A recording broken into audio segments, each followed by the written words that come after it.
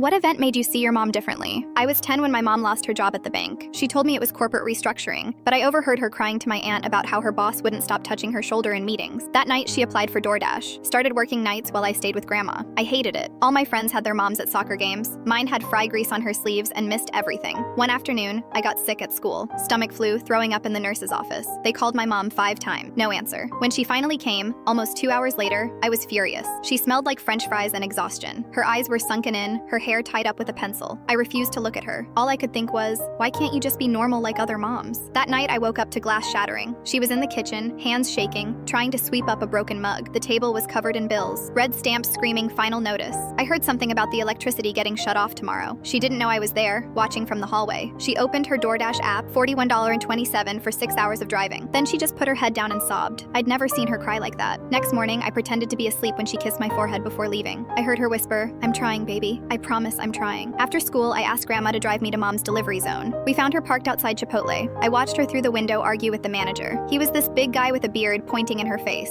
She just stood there, not flinching. Then something shifted. Her back straightened, her chin lifted. She said something that made the guy take a step back. A minute later, she walked out with the corrected order, wiping tears but holding her head high. She didn't see us watching from Grandma's old Toyota across the street. That weekend, I was looking for tape in her room and found a notebook. Inside were job applications, scribbled budgets, and a page titled "For Maya's Future." Bullet points: college fund, $50 month, braces, start saving, dance classes again. My name was surrounded by little hearts. I took a photo of that page with my iPad and put it back exactly how I found it. Monday, she missed my science fair. I won second place for my baking soda volcano. All the other parents were there taking pictures. My certificate stayed stuffed in my backpack, crumpled. I stared out the bus window the whole way home, hating that stupid volcano I spent 2 weeks building. That night, I heard Mom crying in the bathroom. Not loud sobs, just that quiet kind of crying people do when they don't want to wake anyone. I almost knocked. I didn't. I left my certificate on the kitchen table. Next morning, it was gone. 2 weeks later, she picked me up from school wearing a gray blazer I'd never seen before. She looked nervous but excited. "I have a surprise," she said. We drove downtown. She walked me into this glass building. Her name was already on a desk inside, Human Resources Assistant Manager. She'd been interviewing between deliveries, using her lunch breaks. She opened her phone and showed me a photo, me standing next to my volcano. She'd come to the science fair after all, just stayed in the back because she was embarrassed to be in her DoorDash uniform. Snapped one photo, then rushed back to work. My certificate was framed on her new desk. That night, I found a card under my pillow. Inside was a gift card to my favorite ice cream place and a handwritten note. "I see everything you do, even when you think I don't. I'm sorry for what I miss. I'm trying to build something better for us." I used to think being a good mom meant showing up to every game and packing lunches with little notes like Zoe's mom. Now I know it's about fighting invisible battles and still getting up every time life knocks you down. The moment I started seeing her differently wasn't one big dramatic scene. It was watching her crumple at our kitchen table at 2 a.m., then still wake up at 6 to make me toast before school. Being brave isn't not being scared. It's being terrified and still doing what needs to be done.